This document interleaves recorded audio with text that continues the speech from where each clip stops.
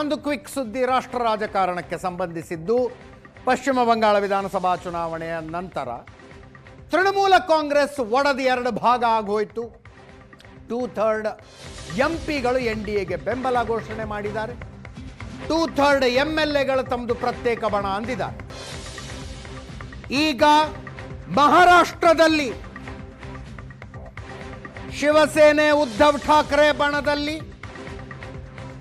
ಮತ್ತೊಮ್ಮೆ ಬಂಡಾಯ.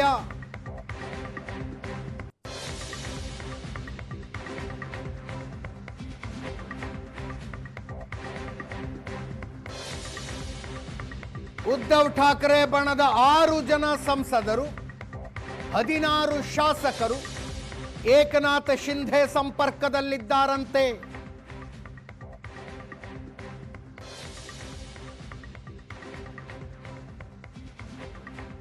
ಎರಡು 2022ರಲ್ಲಿ ಒಂದು ಸಲ ಇಬ್ಬಾಗವಾಗಿತ್ತು ಶಿವಸೇನೆ.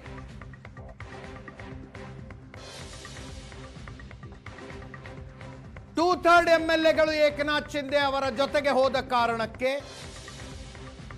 ಉದ್ಧವ್ ಠಾಕ್ರೆ ಪಕ್ಷದ ಚಿಹ್ನೆ ಎಲ್ಲವನ್ನೂ ಕಳ್ಕೊಂಡಿದೆ.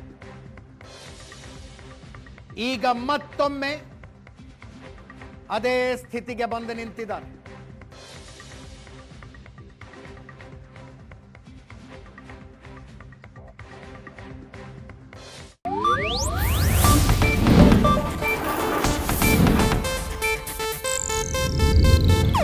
ಇದು ಏಷ್ಯಾನೆಟ್ ನ್ಯೂಸ್ ನೆಟ್ವರ್ಕ್ ಪ್ರಸ್ತುತಿ.